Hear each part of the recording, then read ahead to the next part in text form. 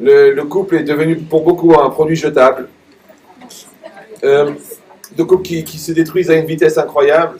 Ils mettent 4 ans à se décider et ils mettent 10 jours à divorcer. Il y en a qui divorcent, ils payent la pension alors qu'ils n'ont même pas fini de payer le traiteur. Heureusement qu'il a épousé la fille du traiteur, comme ça lui permet de payer les deux en même temps. Mais d'où ça vient, hein?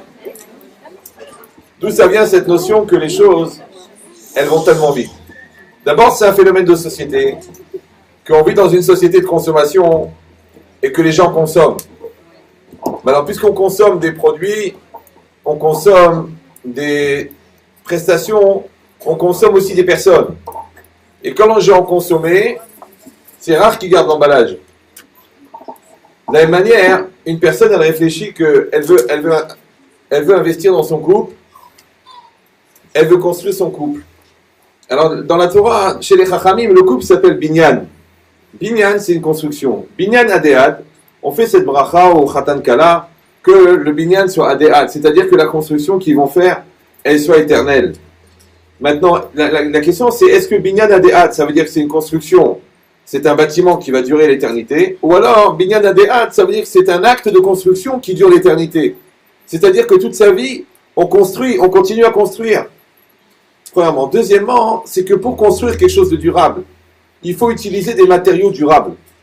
C'est comme si vous allez chez Leroy Merlin et vous dites je veux acheter. Elle dit pourquoi il y a des parpaings qui coûtent 63 centimes et des parpaings qui coûtent 3,50 €. Alors le vendeur vous dit bah ça c'est des parpaings premier prix. C'est une marque très connue au Maroc, qui s'appelle Khalet Al-Denia. D'accord. Dès qu'il va pleuvoir, ils vont disparaître, ils vont fondre. Et ça, c'est du parpaing, c'est fait pour durer, c'est très solide. C'est-à-dire que les... Détendez-vous. Non, mais si vous rigolez à chaque blague, alors je vous donne un secret. Étant donné que j'ai à peine 1 heure, donc je vais faire beaucoup de blagues, et vous retenez, et après, pendant 2 semaines, vous éclatez. Donc, c'est quoi l'idée? C'est qu'on doit prendre des ingrédients et des outils qui soient solides. C'est-à-dire qu'avant de réfléchir, comment on va faire, quel traiteur on va choisir, quel photographe, les gens ils voient 54 tenues. J'ai entendu hier que les gens ils payent pour l'essayage du maquillage. L'essayage du maquillage, ça coûte 100 €. Je ne sais même pas qu'on payait moi pour maquiller. Mais c'est pas la maquilleuse, c'est pas le traiteur, c'est pas le photographe qui va te régler tes problèmes de couple. Donc les gens, ils oublient le principal, ils oublient la préparation, ils oublient surtout les midotes qui sont nécessaires pour que le couple y tienne. C'est-à-dire les valeurs. Qu'est-ce qui va faire qu'on va fonctionner ensemble? Qu'est-ce qui va faire que ça va durer? Donc on s'occupe du superficiel, mais on ne s'occupe pas de l'essentiel. Or c'est l'essentiel qui va faire tenir la chose. C'est un peu comme un corps et la vie. La vie, elle est dans le corps. Maintenant, quand Chas Shalom, le corps, quand la personne meurt, ben c'est mort. C'est mort. Tu diras Chas Shalom, Simsilenu, mais ça ne change rien. La personne, elle est morte. Maintenant, quand l'amour a quitté le couple, quand la confiance a quitté le couple, quand la communication a quitté le couple, qu'est-ce que tu vas faire maintenant avec le couple? Les gens disent, ah bah au Hachem, on a une belle maison, bah au Hachem. Mais qu'est-ce que tu vas faire? Une belle maison, un grand cercueil, quel intérêt, ouais. Non, il ne faut jamais oublier que le principal, c'est le principal, et le superficiel, c'est le superficiel. Maintenant, quand il manque l'essentiel, qu'est-ce que tu vas faire avec le superficiel?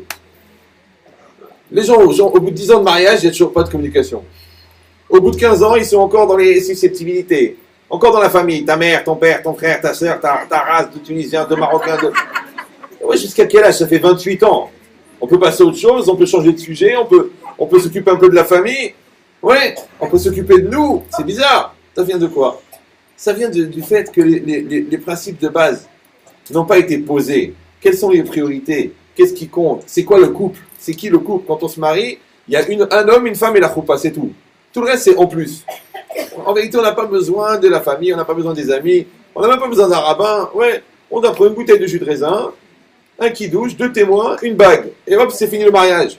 Mais dans cette roupa, il y a les parents, les beaux-parents, les amis, les frères, Internet, Facebook, les vitamines illégales, l'ambiance, la télé, les feux de l'amour. Combien vous étiez dans cette roupa?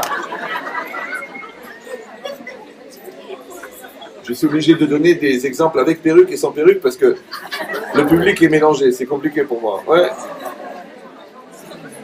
Détendez-vous. Le pire est à venir. Donc, mais qu'est-ce qui est marqué ici? Ouais.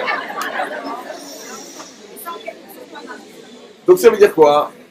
Ça veut dire, et c'est très important, que quand on réfléchit à ces données-là, à cet esprit-là, que ce qu'on va mettre, ce qu'on va poser, ce qu'on va développer, c'est ça ce qu'on va retrouver plus tard. Est-ce qu'il y a la confiance? Ça a commencé depuis le départ, oui. Est-ce qu'il y avait du chesed? La bonté, c'est depuis le départ. Est-ce qu'il y avait des sacrifices à faire? Des concessions? Est-ce qu'il y avait du likav zechut, de voir positivement? C'est les bases de départ. C'est-à-dire avec quoi on est parti. C'est comme si on va faire le Paris-Dakar. Ouais, alors prends une voiture solide, fais pas l'imbécile, ça a été prendre une voiture en plastique. Ouais. Prends des réserves d'eau, c'est ça, c'est essentiel. Tu as amené ta Game Boy et ton... T'as pas besoin de ça, tu parles dans le désert. C'est ça le mariage. On va traverser la mer. Et quand on est vraiment dans la mer, qu'est-ce qu'il y a? Eh ben on va ramer. Et le fait de ramer, c'est ça qui va nous élever. D'ailleurs, le pasuk le dit très bien. Ram Vénissa. D'accord? Tu rames et tu t'élèves. Donc c'est quoi l'idée? C'est que est-ce qu'on est prêt à rentrer dans l'histoire? Et est-ce qu'on est prêt à ramer parce qu'il va falloir ramer? Tu vois, les gens, au bout de 15 jours, au bout d'un mois, au bout de 3 mois, ah, rame, je me suis trompé, on s'est marié trop vite, j'ai pas réfléchi, c'est un chido qui a duré 4 ans. Oh, oh, oh. Là, vous êtes au début, là. C'est pas la peine de juger, de décider. Là, vous êtes en plein dans le début, c'est le démarrage. Un chantier, c'est un chantier. Ouais, quand tu viens, tu dis, mais je comprends pas, il y a de la boue, c'est tout sale, on n'a pas encore... Mais monsieur, c'est un chantier. Là, on va faire un gros trou, c'est un chantier. On va couler du béton, c'est un chantier. Les mesures, elles sont pas très nettes, très claires, c'est normal, c'est le chantier. Eh bien, le début, c'est un chantier. Il faut accepter qu'au début, ça va être un chantier. Maintenant, qu'est-ce qui a marqué à l'entrée des chantiers en Israël? C'est marqué Asur les kanes kan bonim. Interdit de rentrer. Asur l'arabim. Interdit au public. Ici, on construit. Donc déjà, la première base du couple, c'est que c'est interdit au public. Je ne sais pas si vous me suivez. Mais à une condition, kan bonim. Ici, on construit. Si on ne construit pas, ça devient dangereux. Moi, je vois quand il y a des accidents, que les gens ils démarrent à 2 et que pour quelques mois, ils sont 3 ou 4. J'ai dit toujours, quand les 2 mains elles sont collées comme ça, comment il va rentrer la 3e main? Il n'y a pas de place. Donc si la 3e main elle est rentrée, ou la 3e personne, ou la pire, ouais, ça veut dire qu'il y avait de la place. Donc ça veut dire que les choses, elles n'ont pas été faites. Donc au lieu de me parler de tes problèmes de couple, explique-moi d'abord que c'était quoi ton couple. Au lieu de me dire comment ça s'est mal passé, explique-moi le terrain. Au lieu de me dire elle m'a parlé comme ça, il m'a manqué de respect, il a traité ma mère, mon frère. D'abord explique-moi que c'est quoi le terrain. Est-ce qu'il y avait un couple? Est-ce qu'il y avait un couple? Je dis tout le temps depuis des années en rigolant, mais je rigole pas. Les gens ils veulent divorcer, mais d'abord il faut se marier pour divorcer. D'abord tu te maries, ouais, et quand tu as tout fait pour que ça marche, si ça ne marche pas, peut-être il faudra divorcer. Donc c'est quoi les ingrédients qui font qu'une chose elle va durer ou elle ne va pas durer? Alors la logique c'est ça, c'est écrit dans la Torah, c'est très facile à comprendre. C'est marqué Olam Chesed Libanais. Oui, le monde est soutenu par le Chesed des Libanais. C'est très connu, oui, d'accord? Ah, il y a un temps de réaction quand même. Hein? Olam Chesed Libanais, le monde est construit par la bonté. Non, j'ai besoin des blagues pour savoir si vous suivez. Parce qu'il y a des gens qui arrivent à dormir avec les yeux ouverts et j'ai du mal à savoir s'ils sont en train de réfléchir ou en train de digérer. Donc qu'est-ce qui est marqué ici? Olam Chesed Libanais, le monde est construit par la bonté. Maintenant, qu'est-ce que c'est Olam? On avait expliqué ça la dernière fois au cours, je me rappelle. Levez la main ceux qui s'en rappellent. C'est quoi Olam? Pas la traduction. C'est pas grave. Je me vexe pas, mais quand même. Olam, c'est un mot qui a plusieurs sens. Le mot Olam, il veut dire le monde. Le mot Olam, il veut dire aussi le temps. Les Olam, c'est pour toujours. Et le Olam, ça vient aussi de Ne'elam. Ne'elam, c'est quoi? Non, c'est pas une question. En fait. J'ai fait l'ulpan, ne vous en faites pas. Bon, Quand je pose une question, je n'attends pas de réponse. C'est une formulation interrogative qui incite à créer le terrain pour accueillir ma réponse à moi, pas la vôtre. Sinon, on va faire un débat. Quand il y a débat, il y a des hauts débats, on ne s'en sortira pas. Alors, qu'est-ce qu'on va faire? Ne'elam, c'est quoi? C'est ce qui est invisible, c'est ce qui est caché. Alors, je vous redonne ce secret, même si vous l'avez déjà entendu. Vous pouvez le réécouter. Moi-même, personnellement, j'assiste à toutes mes conférences. Non, c'est vrai. Et je comprends de mieux en mieux de quoi je parle. Je suis toujours étonné des gens qui croient, qui me disent « Ah, j'ai déjà assisté au cours. » Mais moi, je l'ai écouté 100 fois et je commence à comprendre. Et c'est moi qui l'ai conçu. Et toi, tu l'as écouté 2 fois, tu crois que tu as déjà compris. Donc c'est quoi cette logique-là? Olam, les olam, ne'elam. C'est très simple.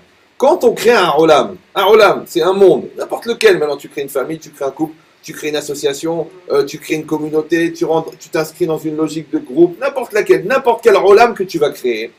Il faut décider sur quoi il va être fondé ton olam. Maintenant, le olam, on l'a dit, c'est quoi? C'est l'espace, c'est le monde. Ouais. Les olam, c'est le temps. Mais les olam, ça veut dire pour toujours, c'est l'infini. Le ne'elam, c'est quoi? C'est ce qui est caché, c'est ce qui est invisible. Alors c'est très simple. Si une amitié, elle est fondée sur l'intérêt, ouais, si elle est fondée sur de l'argent, si elle est fondée sur un rapport psychologique, un espèce de chantage émotionnel, c'est de la matière. Parce que vous savez que dans le spirituel aussi, il y a de la matière. Dans le psychologique aussi, il y a de la matière. Donc maintenant, s'il y a un intérêt, la Gemara, elle dit, une amitié qui est basée sur l'intérêt, elle s'arrête avec l'intérêt. Pourquoi? Parce que la matière, elle a été créée. Tout ce qui a un début a une fin.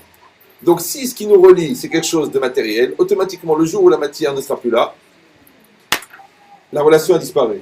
Maintenant, si ton olam à toi, ton olam, par exemple, toi et ta femme, ouais, si ton olam, il est fondé sur ce qui se voit, oui, sur la maison, sur les enfants, sur l'argent, sur la maison à Natania, sur les vacances, sur le bronzage, sur tes qualités morales. Donc, si toi, c'est fondé sur ça, c'est dangereux.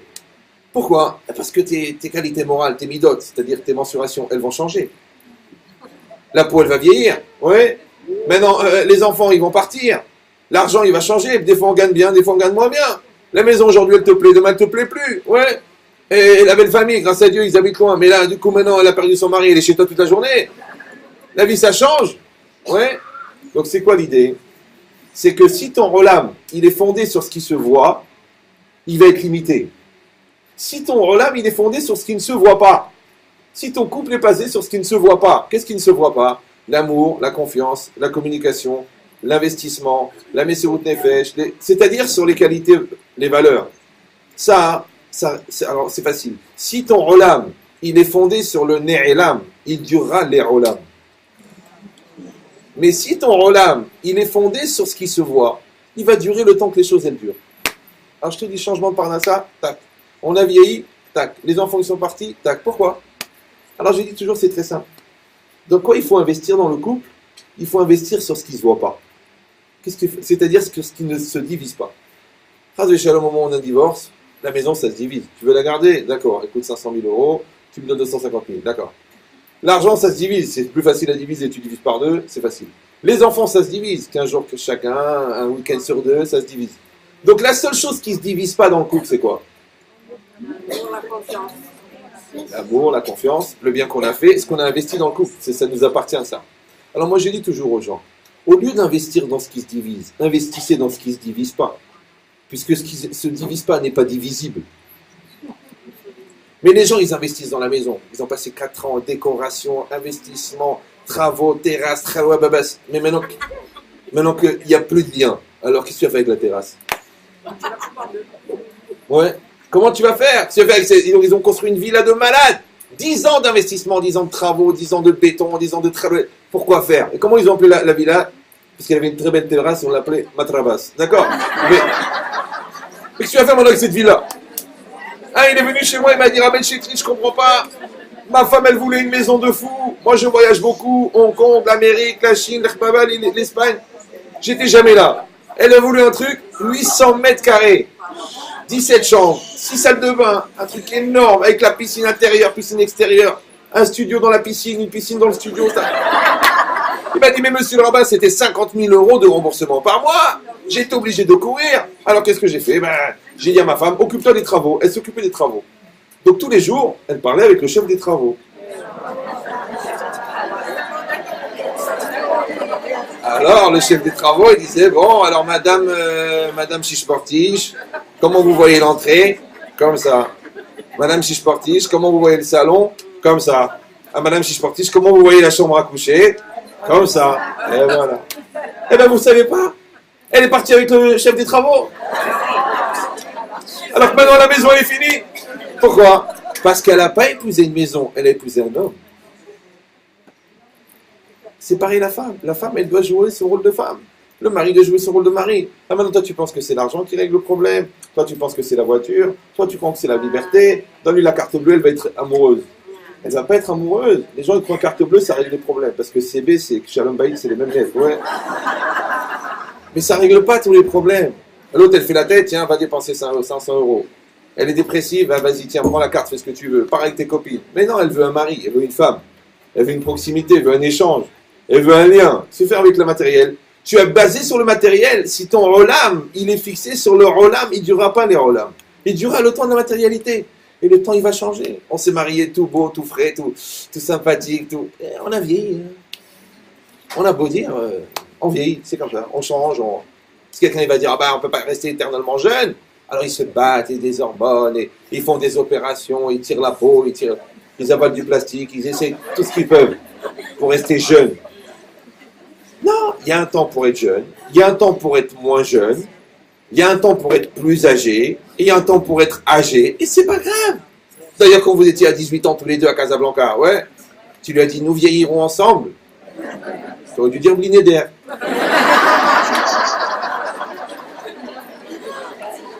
C'est vrai que c'est difficile, surtout chez nous, que Baruch Hashem, les enfants, ils se marient jeunes, et que très tôt, on est grands-parents. Moi, quelqu'un m'a dit, c'est-ce que c'était content d'être grand-père à 48 ans? J'ai dit, j'étais content, mais ce qui me tue, c'est d'être marié avec une grand-mère.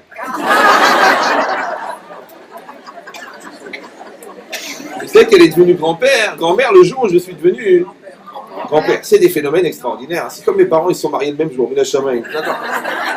C'est quoi l'idée? Détendez-vous.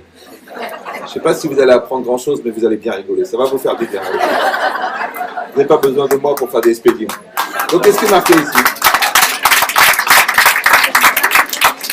Ici, c'est marqué une chose incroyable. Non, en plus, vous allez apprendre des choses, en plus, si vous écoutez. Donc, ici, c'est marqué une chose incroyable. Ici, c'est marqué que tu vas décider qu'est-ce que tu vas mettre à l'intérieur. Qu'est-ce que tu vas mettre? Ouais. Tu vas mettre de la sincérité, tu vas mettre de la bonté, tu vas mettre des sacrifices, tu vas mettre de la reconnaissance. Qu'est-ce que tu vas mettre dedans? Parce que ce que tu vas mettre dedans, c'est ça que tu vas trouver. C'est même si une dame, elle n'est pas une très bonne cuisinière, mais elle prend des produits de qualité. D'accord? Elle a pris de la bonne farine, elle a pris du bon sucre, elle a pris des bonnes fraises, elle a pris du bon... Le gâteau, il va être bon. Il n'est pas très beau. Il n'est pas très beau parce que, bon, c'est un peu de l'art cubique ou l'abstrait. Bon. Mais quand tu sais dans quel état tu vas le mettre dans l'estomac, c'est pas très grave. Ouais. Mais si la personne, elle n'a pas mis des produits de qualité, il reste un restant de farine, à moitié... ouais.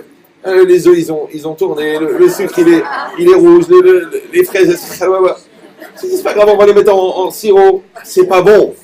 Parce que les ingrédients ne sont pas bons. C'est exactement pareil. Toi, tu réfléchis, toi et ton mari, vous êtes en train de faire une soupière. On va faire une dafina tous les deux, chérie. Alors, qu'est-ce que tu veux? Toi, tu mets les pommes de terre. D'accord. Moi, je vais mettre la viande. Toi, tu mets les pois chiches. Moi, je vais mettre je sais pas moi, les œufs. Les œufs. Ouais, je connais pas la recette. D'accord. Maintenant, chacun, il va décider. Pourquoi? Parce que ce qu'on va trouver dans la marmite, c'est ce qu'on a mis dans la marmite. Ce qu'on va trouver dans notre couple, on va le trouver dans notre couple. Maintenant, si on met de la suspicion, si on met du mchon neuf, si on met des nerfs, si on met des phrases ironiques et des piques et des trucs et ta race, ta merde, c'est ce qu'on va trouver dans la marmite. Maintenant, comment quelqu'un il peut rentrer tous les soirs chez lui en sachant qu'il va être accueilli par la Roma? J'ai jamais compris. Comment ils font les gens? Ouais. Et ils en parlent au bureau. Ce soir, je vais la casser, je vais la casser, je vais la casser.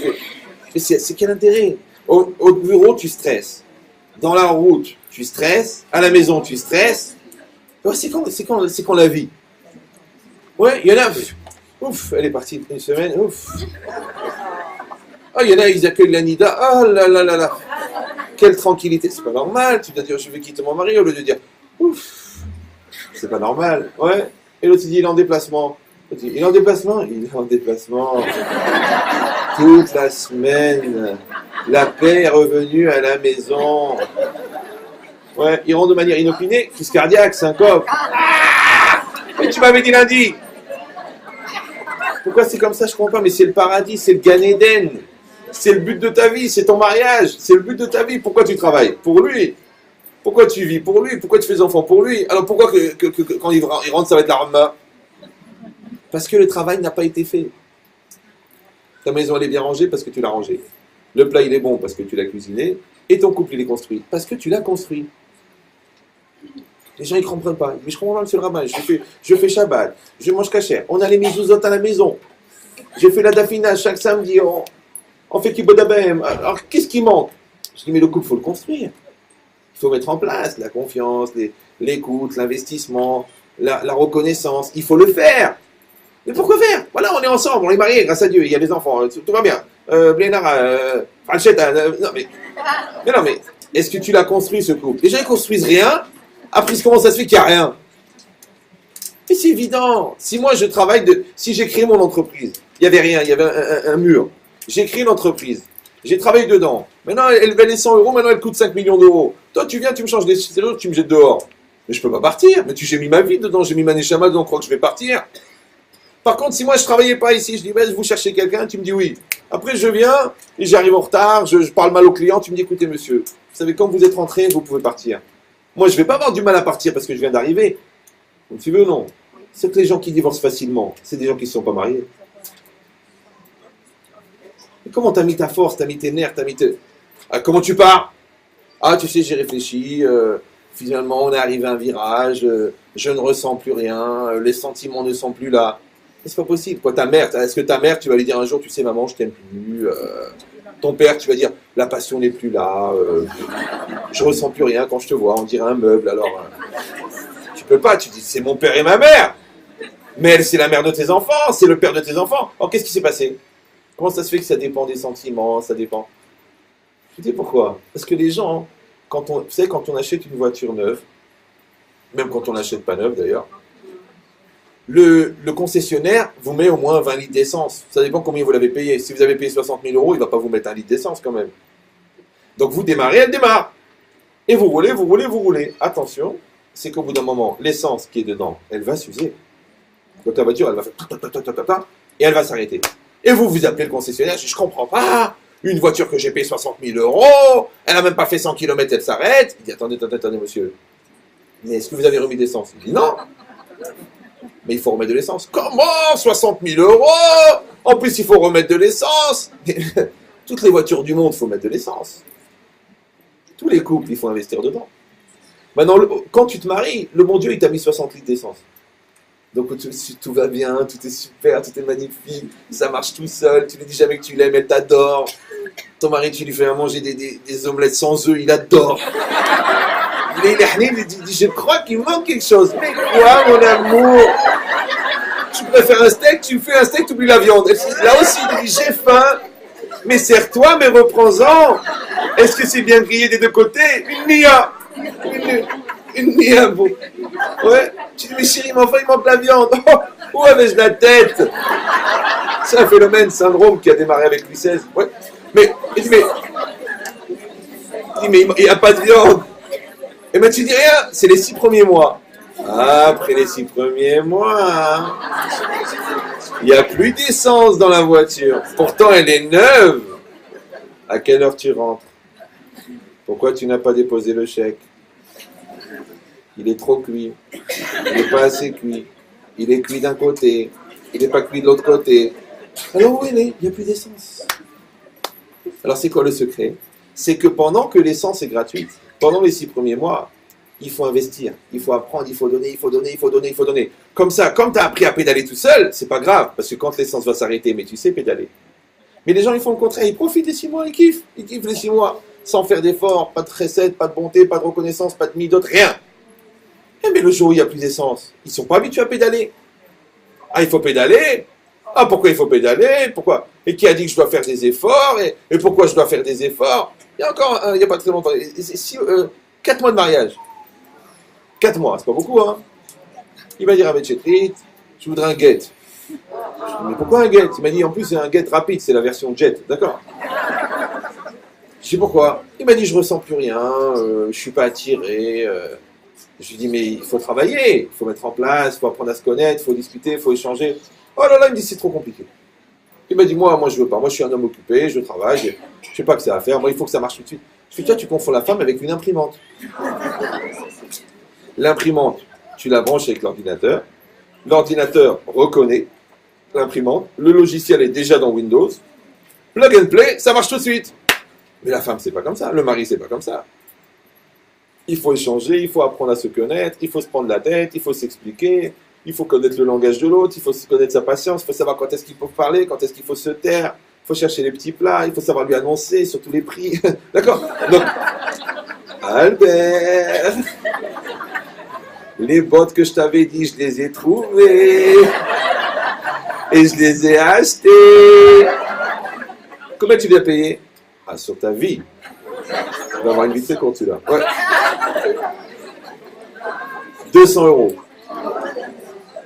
Est-ce que vous savez pourquoi est-ce qu'un homme gagne le double de ce que sa femme dépense? Parce qu'elle lui annonce toujours la moitié du prix.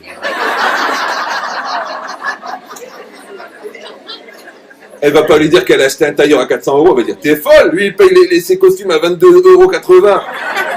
Elle achète un tailleur qu'elle va mettre une fois. En plus elle a pris un 38 alors qu'elle fait un 45. C'est une marque, c'est une marque. Oh, c'est une façon de parler. Non, c'est une marque connue, ça s'appelle Akbal. Akbal le 38 si tu veux. Mais c'est quoi l'idée? Mais c'est que la personne, détendez-vous, c'est que la personne, elle dit la moitié du prix. Donc le mari dit, mais comment tu l'as payé ce tailleur? Alors elle dit 200 €, en vérité elle a payé 400.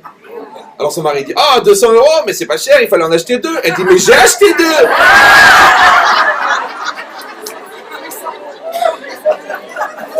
J'exagère, mais la réalité est bien pire. Donc qu'est-ce qui est marqué ici, ouais?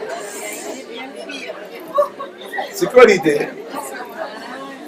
Non, je sais que vous rigolez parce que ça vous rappelle vraiment quelqu'un de très proche. Vous avez même dû l'épouser. Alors, c'est quoi le code?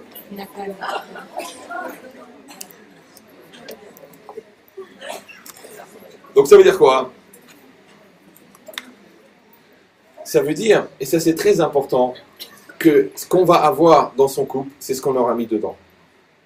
Donc quand on dit Olam Chesed Ibané, que c'est la bonté qui construit le couple, c'est vraiment une logique de bonté. C'est-à-dire quoi? Ça veut dire qu'on va investir, on va donner. Maintenant, après, le problème, c'est la qualité de ton don. Est-ce que ton don, il est conditionné? Est-ce que ton don, il est intéressé? Est-ce que ton don, il est une manière d'acheter? Tu échanges, il y en a qui achètent, c'est-à-dire l'autre, il fait un cadeau, comme ça, il a la tranquillité. L'autre, il donne la carte bleue, comme ça, il peut partir une semaine par an, sans dire où il va. Ouais. Celui-là, il achète le sourire. Celui-là, il achète l'écoute. Non, si toi, tu ne veux pas acheter, tu veux donner. Donner, c'est pas acheter, parce que donner, c'est donner pour donner. Acheter, c'est donner pour recevoir. Maintenant, si toi, tu donnes pour recevoir, en donnant pour recevoir, tu conditionnes ce que tu vas recevoir, puisque tu as donné avec une limite. Par exemple, pourquoi nos parents, on ne peut rien leur refuser, normalement? Parce qu'ils n'ont pas donné pour recevoir. Ils n'ont pas calculé. Ils sont levés toutes les 2 heures, ils ont changé 7000 fois les couches, ils ont amené à l'école, ils ont payé les redoublements, ils ont supporté, on a menti, ils ont fait semblant qu'ils n'étaient pas au courant, on a triché, ils ont fait semblant qu'ils n'étaient pas au courant. Tout ça, comment tu vas rembourser ça? Donc comme c'est infini, donc tu rends infini. Mais si l'autre il donne en calculant, ou elle donne en calculant, et les gens ils font des calculs, vous savez comment ils font les gens, ouais? Toi tu descends les poubelles, moi je fais la vaisselle. C'est un calcul. Mais attention, parce que le jour où on achète un lave-vaisselle, qui c'est qui va descendre les poubelles? Ça commence des problèmes. Donc c'est quoi l'idée? C'est que la personne, elle doit donner sans calculer. C'est-à-dire que la nature du don, elle va dépendre. Et ce que tu as mis dedans, c'est ça ce que la personne va recevoir. C'est pour ça que je donne toujours cet exemple. Il y a 2 femmes qui font le même gâteau, les mêmes ingrédients, le même chocolat, la même farine, le même sucre, les mêmes plats, le même four, la même recette. Comment ça se fait qu'il y en a un qui est bon et un qui n'est pas bon? C'est la même recette. Regardez, chaque dafina est différent. Chaque dafina, ouais. Chaque chalot, c'est une autre chala.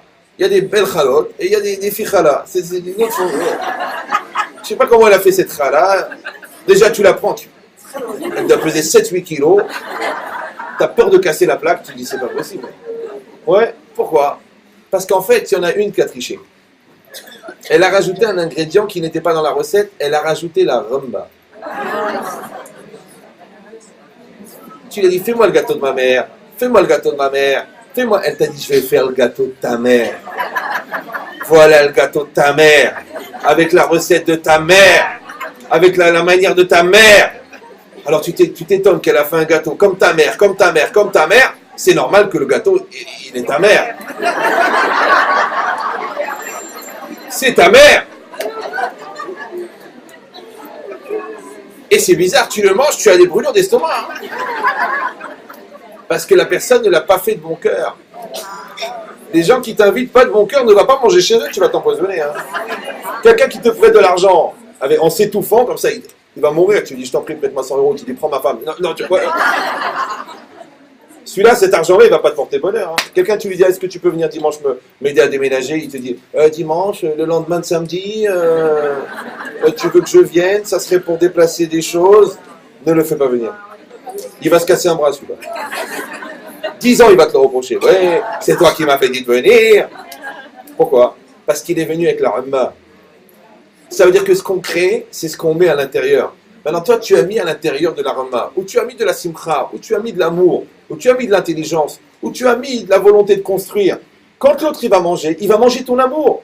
Quand l'autre, il va manger ta confiance. Ça veut dire qu'il y a une chorma extraordinaire qu'on a la capacité d'emprisonner dans les molécules, les énergies et les volontés qu'on met.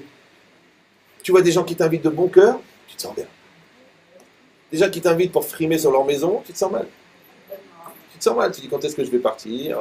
Après qu'on a fait la visite des lieux, il n'y a plus rien à se dire. Alors, comment vous avez trouvé la salle de bain? C'est difficile, d'accord? Pourquoi? Parce qu'en fin de compte, il n'y avait rien. Ou alors il y avait du négatif. Maintenant, toi, tu le sais, toi. Si toi, dans le plat, tu mets du positif, c'est du chesed. Si toi, dans la parole, tu mets du positif, c'est du chesed. Si toi, dans l'écoute, tu mets du positif, c'est du chesed. Le chesed, en fin de compte, c'est quoi? C'est le contenu. C'est toi qui décides ce que tu mets. Maintenant, tu peux mettre dans la parole, tu peux mettre de l'ironie, tu peux mettre de l'accusation, tu peux mettre des pics, tu peux rajouter en fin de phrase des petits adjectifs qualificatifs qui ne sont pas forcément dans le dictionnaire. Espèce de... Mais c'est pas méchant, c'est une façon de parler. Vous savez, on se parle comme ça, le bouffon, le tunisien, le lourd. Mais c'est dommage. Ça fatigue. Pour rien. Donc qu'est-ce que tu as fait en vérité? Tu as pollué ton chesed. Maintenant, je vous dis, qu'on soit très clair. Je ne pense pas que vous l'entendez d'un autre rabbin, mais je vous le dis. Le meilleur gâteau du monde, si vous mettez 3 gouttes d'urine dedans, personne n'en veut. Pourtant, il y a bitou, là, ça s'annule dans la majorité. Et quand tu lui as dit qu'il y a de l'urine dedans, il veut pas manger. Et bien, c'est exactement ça. Les gens, ils ne comprennent pas. Ils disent, mais je ne comprends pas, qu'est-ce qu'il veut? Bon, ça va, je l'ai insulté, mais je lui ai donné 5 000 euros. Il va mourir. Mais je lui ai fait sentir que je lui ai fait la Torah. Il va s'étouffer. Pourtant, le chesed, il est là. C'est pas du chesed, ça. Ça, c'est de la haine habillée en chesed.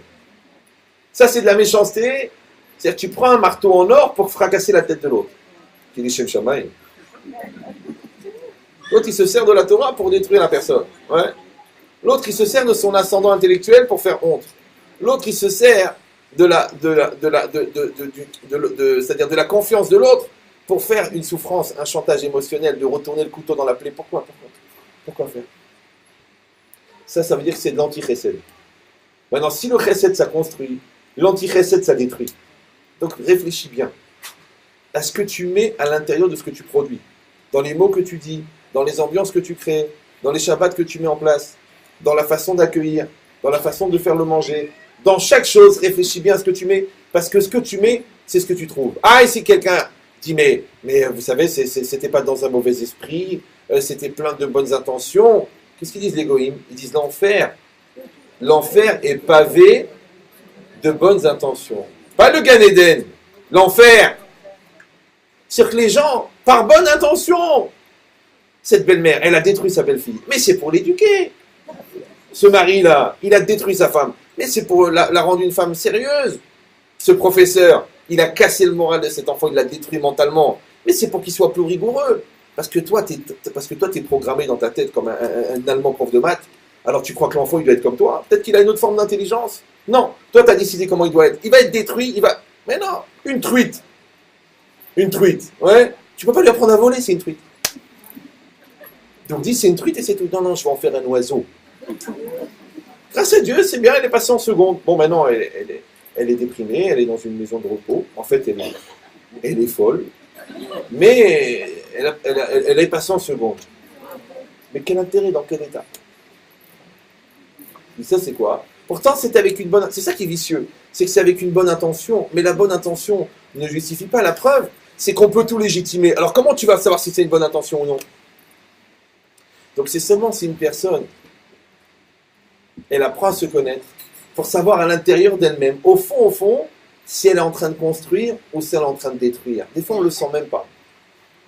Comme il y a un phénomène très répandu qui est très bizarre, mais qui a l'air tellement débile que j'ai honte de vous en parler. Il y a des gens, ils sont méchants. Pour rien, méchants. Je dis, mais pourquoi t'as dit ce mot? Comme ça.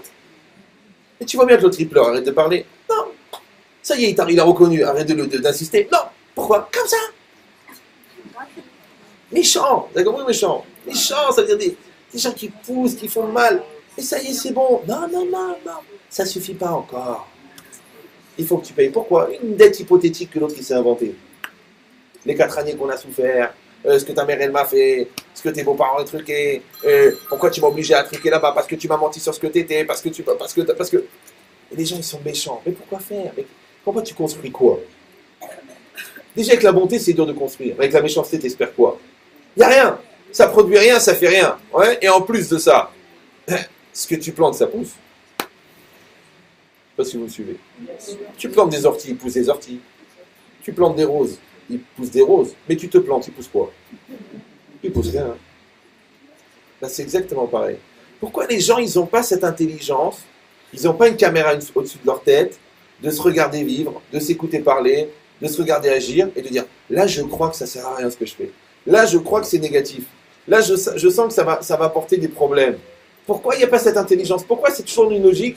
Je n'ai pas réfléchi, je ne me rendais pas compte. Ah, maintenant que tu le dis, ah, j'ai bien fait de le savoir. Dommage que je ne l'ai pas su avant. Pourquoi? Moi, je pose la question. Il faut exactement la même intelligence pour réparer quand on a cassé. Mais il faut aussi la même intelligence pour éviter de casser. Alors, pourquoi tu utilises ton intelligence pour réparer? Tu n'as qu'à l'utiliser pour éviter de casser. Et si quelqu'un va dire, bah, quelle différence? De toute façon, puisqu'on a réparé, c'est comme si on n'a pas cassé. Non. Ah non. Imaginez, vous recevez un beau vase, un très beau vase, 28 000 €, un cadeau. Et le jour même où vous le recevez, il tombe par terre. Il se casse exactement en 4 morceaux. Pas de débris, rien. Vous prenez une colle et vous le collez avec une colle spéciale et ça ne se voit pas. Maintenant, quand même, vous avez le cœur de l'offrir à quelqu'un. Non, mais ça ne se voit pas du tout. Vous avez compris ou non? Cette l'autre, elle va le faire tomber, elle va le casser, elle va dire, ah, c'est marrant, il y a de la colle. Ah, bah vraiment, je ne comprends pas pourquoi. Tu peux pas, pourquoi? Parce qu'il est brisé. Donc, même réparer, il y a toujours quelque chose qui a été brisé. Alors, pourquoi tu penses que c'est mieux de réparer que d'éviter de casser? Évite de casser.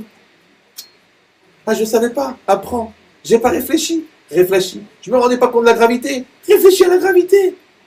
Anticipe, prépare-toi, construis-toi. Il faut faire ce travail. Si on ne le fait pas, il ne va pas se faire. Je sais pas, les gens, ils sont nia. C'est leur vin, qu'est-ce qu'il faut faire? Qu'est-ce qu'il faut faire? Je ne sais pas, moi. C'est ta femme, c'est ton mari. Moi, il me dit, moi, imaginez que vous êtes marié avec cette femme. Je dis, Chazvé Shalom. Il me dit, pourquoi? C'est un des seuls guénams que tu peux choisir. D'accord, donc, je ne sais pas. C'est ta femme, ouais. Écoute, grâce à Dieu, tu la mérites. Comme on dit, Kolwar de Mazzalo, d'accord. Ce qui se ressemble s'assemble.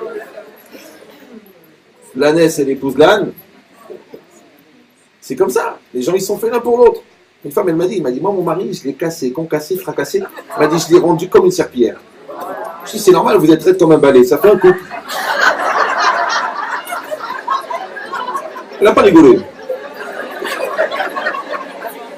Attends, elle est bonne. Donc, c'est quoi l'idée? C'est que la personne, elle ne veut pas comprendre, et ça, c'est une chose qui est difficile, c'est que le défaut majeur de ton conjoint, c'est qu'il te ressemble. Maintenant, qui te ressemble par mimétisme, comme un miroir, ou qui te ressemble par complémentarité, c'est-à-dire que les plus, c'est les moins, c'est les plus, les creux, c'est les reliefs, hop, prise mâle, prise femelle, et le courant passe. Ou le contraire, non, pourquoi il est comme ça, pourquoi il est comme ça. Mais regarde, les reproches que tu lui fais, c'est les reproches que tu te fais. C'est normal, vous êtes pareil. Les deux têtus, comment ils vont s'arranger? Les deux nerveux, comment ils vont s'arranger? Les deux paresseux, allez, qui c'est qui va lever le balai? C'est pas mon rôle, tu comprends, c'est moi qui fais tout, mais moi aussi je travaille, il reste les deux. Et la serpillière, elle reste là. Elle bougera pas. Ils l'ont appelée Tzitkato. Parce que Tzitkato, on met là, elle va rester elle va rester pour toujours, cette serpillière. Ouais, personne ne va la lever. Pourquoi? Parce qu'ils sont deux paresseux. Donc ça veut dire quoi? Ça veut dire que tu dois accepter. Tu dois dire, écoute, mon mari, c'est mon mari. Ma femme, c'est ma femme. Il est bon, c'est marié trop vite. Le bon Dieu ne se trompe pas. Il y a une choupa, il y a une naissance. Ça y est, c'est fini, c'est ton mazal. Alors c'est peut-être ton mazal pour toujours. C'est peut-être ton mazal jusqu'à ce que tu fasses tes chouvas. C'est peut-être ton mazal jusqu'à ce que vous atteigniez une madriga supérieure qui vous donne droit à votre premier partenaire que vous aviez raté à l'époque en dérivant de votre première destinée. C'est possible, dans l'absolu. Mais tu ne le sauras qu'après que tu auras fait les efforts.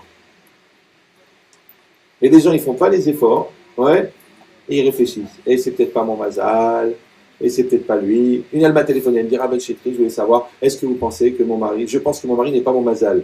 Je dis, mais vous êtes marié quand, la semaine dernière? Elle me dit, non, il y a 22 ans. Je dis, mais vous avez des enfants? Elle me dit, 9. Je dis, 9 enfants? Je dis, quand je ne comprends pas, 9 enfants, ça veut dire que 9 fois l'essai a été transformé. Le ballon est arrivé à son but, ouais.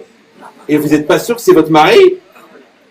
Elle me dit, oui, mais on n'a pas du tout le même caractère. Moi, je suis très, très, très intellectuel. Et lui, pas du tout. Il se trouvait par hasard que je connaissais son mari. Et que je la connaissais aussi.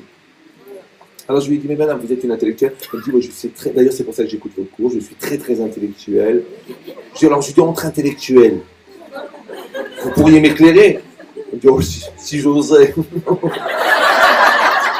Alors moi, je lui pose 2 ou 3 questions intellectuelles. Elle ne comprend même pas la question. Elle me dit, écoutez, je ne comprends pas. Je dis, bienvenue au Club des Brels. Je dis, votre mari, il est très intelligent. Mais ce n'est pas un intellectuel expansif, c'est un intellectuel intérieur. Il sait fonctionner, il sait décider, il sait marcher. Vous voyez que vos enfants sont éduqués. Vous voyez que la maison, elle tourne. Vous voyez que la parnassa, elle est là. Vous voyez qu'il a la sagesse de supporter votre lourdeur. Donc c'est une forme d'intellect énorme. Elle me dit, alors quoi, je dois renoncer à mes ambitions? Non, vous devez accepter ce que vous êtes et ce qu'il est. Parce que votre malheur, c'est qu'il vous ressemble. Alors vous, peut-être qu'à l'époque, vous aviez rêvé que vous alliez épouser les narcs ou le Talmid Chacham. Mais vous n'êtes pas comme ça. C'est pas la peine. Pourquoi faire? Il va s'ennuyer avec vous. C'est pas possible. L'autre, elle voulait épouser un énarque. Elle a épousé un énarque. HEC ou là. Ouais, mais elle, elle est très belle, mais elle est très bête. C'est que dans le film, elle pouvait jouer la belle et la bête. D'ailleurs, elle s'appelle comme ça, Hmara Yafa. C'est un cas très rare. Elle a réuni les 2 qualités en même temps. Ouais.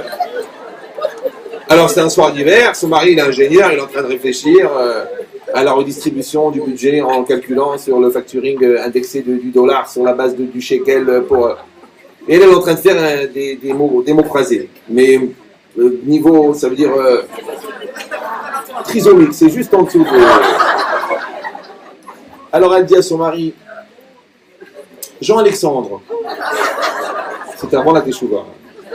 Maintenant, il s'appelle Mordechai Eliaou. Bon, alors, Jean-Alexandre, une lettre de musique qui commence par un D fini par un O en 2 lettres. Aurais-tu une idée? Alors lui, il se retourne, il la regarde, il n'arrive pas à comprendre comment une telle masse de lourdeur peut être concentrée dans un si petit volume. Est-ce qu'il doit lui répondre? Il ne sait pas quoi faire. Alors il lui dit donc. Elle dit, j'ai bon dos avec toi. Et c'est quoi l'idée? Je dis, mais comment ils sont mariés ces 2-là? Eh bien, sache que c'est vrai que c'est un grand intellectuel, mais il a besoin de cette simplicité. Ouais. Et ça marche. Ça fonctionne. Donc la différence, elle ne veut pas dire pour autant la séparation. C'est ça le problème. Les gens, pourquoi ils se marient? Je dis, des fois, je les vois, ils sont là, ça fait 10 ans qu'ils s'engueulent. Je dis, mais pourquoi vous êtes mariés? Non, juste comme ça, une question comme ça culturelle. Genre, c'est de savoir les abîmes de la profondeur du monde, pourquoi vous êtes mariés. Et c'est pas parce que je l'ai trouvée différente. Et pourquoi vous voulez divorcer? Parce qu'elle est trop différente. Là, je comprends pas. La différence, ça rapproche, ou la différence, ça sépare. On dirait que la différence, ça attire, mais quand tu t'approches, ça sépare. Non, la différence, si tu l'utilises, ça construit. Mais la différence, si tu la subis, ça détruit. Maintenant, on est obligé d'être différent. Vous savez que d'après la Torah, on n'a pas le droit d'épouser ni sa mère, ni sa sœur, ni sa grand-mère, même pas la femme de son père qui n'est pas sa mère. On n'a pas le droit d'épouser. Pourquoi? Les gens vont dire, mais enfin, mais c'est évident, mais chalam, shalom, simsilenu, mais vous êtes fous. Pourquoi? C'est pas moi qui pose cette question, c'est le Rav Simchazi seul, qui est très religieux. Le Horachal. Il pose cette question, il dit, mais pourquoi la Torah a interdit la relation avec des femmes qu'on n'a même pas, Hazvi Shalom, l'idée même de penser, d'imaginer qu'on va faire une bêtise avec eux. Alors, il a dit, la Torah ne parle pas ici de l'interdit physique que maintenant quelqu'un y va faire. Non, c'est le lien intellectuel, c'est le lien psychologique. Parce que toi, quand tu vas te marier, tu vas chercher ta mère, tu vas chercher les qualités de ta sœur, tu vas aller chercher la tendresse et les boulots de ta grand-mère. Non, non, non, non, non, ni ta sœur, ni ta mère, ni ta grand-mère. Tu vas épouser l'inconnu. Et avec l'inconnu, tu vas grandir. Et avec l'inconnu, tu vas évoluer. Et avec l'inconnu, tu vas investir. Ah, mais c'est difficile. Et c'est vrai que c'est difficile. Moi, je vois les gens, 48, 58, 68. En vérité, ils ne veulent pas se marier. Ils ont le confort. Leur mère, elle connaît leur goût. Elle a la patience. Elle connaît leur caractère. Elle sait comment il est nerveux, comment il est râleux. Le mec qui dit, bon, j'ai été au Chidour, mais ça va pas. Elle a le nez comme ça, elle a les oreilles comme ça. Elle est un peu nerveuse, elle n'est pas assez nerveuse, elle n'est pas... D'abord, première question, tu veux te marier ou non? C'est difficile de retrouver la facilité que tu as chez toi. Parce que là, c'est pour ça qu'il faut se marier jeune. Parce qu'il faut être un peu fou. Celui qui réfléchit, il dit, mais ça coûte une fortune. Il ne veut pas se marier. Mais pourquoi je vais supporter un caractère? En plus, il faut rentrer dans une famille. Là, tu vas profiter de mon argent.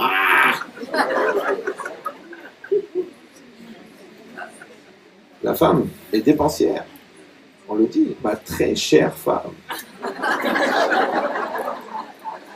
Très, très chère. Mais tu dois accepter que ta femme va dépenser. Parce que quand tu n'acceptes pas que ta femme dépense et tu te mets à râler, ça va te coûter très cher. D'ailleurs, on doit dire râler. Plus tu vas râler, et plus ça va te coûter cher. Donc quand tu l'achètes, tu dis, c'est bien, Razak, 650 € de cachère, c'est magnifique, dommage, ça n'a pas pris le double. C'est que Naouri participe au Shalom Bayit de toute la France. Chaque semaine, il y a une engueulade sur les prix du cachère. J'espère qu'ils s'enregistrent beaucoup parce qu'ils vont devoir rendre des comptes sur le Shalom Bayit. Mais c'est quoi l'idée? C'est que la personne, elle comprend que le chesed, on l'a dit, il doit être bechorma, c'est-à-dire il doit être ciblé, il doit être adapté, il doit apporter, il doit construire. Donc déjà, j'ai réfléchi aux ingrédients que j'ai mis à l'intérieur du chesed, après la kavana que j'ai mis à l'intérieur. Et après, ce chesed, il doit être automatiquement lié à une deuxième qualité qui est fondamentale, qui s'appelle akarat hatov, s'appelle la reconnaissance. Celui qui n'est pas capable de dire merci, ouais, son chesed n'a pas de valeur. Pourquoi? Alors, je donne toujours cet exemple. Il y a 2 bateaux qui sont perdus en pleine mer Pacifique, sans vent, sans rame et sans moteur. 2 bateaux, ils sont comme ça. Il n'y a pas de vent. Et les voiles, elles ne servent à rien. Il n'y a pas de moteur, il n'y a pas de rame. Comment ils vont s'approcher l'un de l'autre? Ils ne peuvent pas. Alors ils attendent. Il n'y a pas de courant non plus. Mer plate, ouais. Mais ils ont des cordes. Alors il a dit, tu sais quoi? Il a appelé, oh, du bateau! Il dit, oui. Jetez-nous des cordes! Alors, un, il jette des cordes. L'autre, il jette des cordes. Chacun, il envoie des cordes à l'autre bateau. Et après, qu'est-ce qu'on fait? Chacun, il va tirer les cordes de l'autre.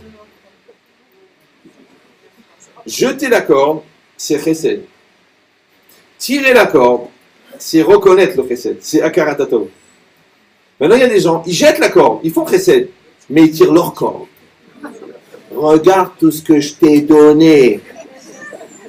Ingrate, ingrat. Je ne sais pas dire merci. Non, non, non, non. Ce que tu as donné, oublie-le. Ce que l'autre il a donné, rappelle-toi. N'oublie pas. Il faut avoir la mémoire sur le bien des autres. Ton bien à toi, tu l'oublies. C'est normal. Bon, c'est comme ça, c'est comme ça. Non, les gens ils se rappellent, ils prennent des notes. J'ai fait ça, j'ai fait ça, j'ai fait ça, j'ai fait ça. C'est normal, tu as fait ce que tu avais à faire. Maintenant, quand toi tu donnes et que l'autre il reconnaît, ouais, qu'est-ce qui se passe? Ça nous rapproche. Pourquoi? Parce que pour donner, ouais, chesed, c'est véhiculé par la volonté. Il y a la volonté de donner. Dire merci, c'est aussi une volonté de dire merci. Donc en vérité, la volonté de dire merci, elle rencontre la volonté de donner. C'est clair? Maintenant, la volonté, elle vient de la neshama, de l'homme, et la reconnaissance, elle vient de la neshama, de la femme. Après, la bonté, elle vient de la neshama, de la femme, et la reconnaissance, elle vient de la neshama, du mari. Quand les deux volontés se rejoignent, alors là, on a déjà dit ce maral à peu près 708 243 fois, mais je le répète pour les gens qui n'apprennent pas les phrases par cœur, que Ahava Zeshaviut Aretzonot. L'amour, c'est l'équivalence des volontés. Donc quand la volonté de l'homme, elle se mélange avec la volonté de la femme, donc la communion des volontés s'appelle l'amour. Or, l'amour en hébreu c'est Ahava. Ahava c'est valeur numérique 13, comme Ehad. Donc aimer, c'est faire un. Maintenant, comment on fait un? Alors il dit Rav Dessler, Chesed ve'akaratatov ze'av. L'amour et la reconnaissance, la bonté et la reconnaissance, c'est ça l'amour. Donc s'il y a de la bonté et pas de reconnaissance, ça marche pas. S'il y a de la reconnaissance et pas de bonté, ça existe aussi. Des gens qui disent merci, merci, mais pour rien. Si c'est pas une vraie bonté, ça sert à rien de dire merci. Si c'est pas une vraie reconnaissance, ça n'encourage pas à donner. C'est-à-dire que tu dois bien dire merci. Non merci, c'est bon, merci. Non, tu dois réfléchir, tu dis, comment? C'est un homme occupé, il a fait des efforts, il est sorti de son travail, il a passé 4 heures, il a réfléchi, il a demandé le conseil. Et ben au Hachem, il a trouvé exactement ce que j'ai besoin, au bon moment, de la bonne manière, avec plaisir, avec le petit mot, avec la petite fleur, avec l'emballage. Quel chorma. Ou non, tu as fait un beau cadeau, Reinara, 16 800 €, mais c'est la secrétaire qui l'a choisi. Il n'avait pas le temps, il a dit à la secrétaire, Catherine, s'il vous plaît, allez choisir un truc pour Flecha. Et elle a choisi exprès un truc que tu n'aimes pas. Catherine, très connue, c'est une catastrophe. En Louisiane, ça s'appelle Katrina. Ouais.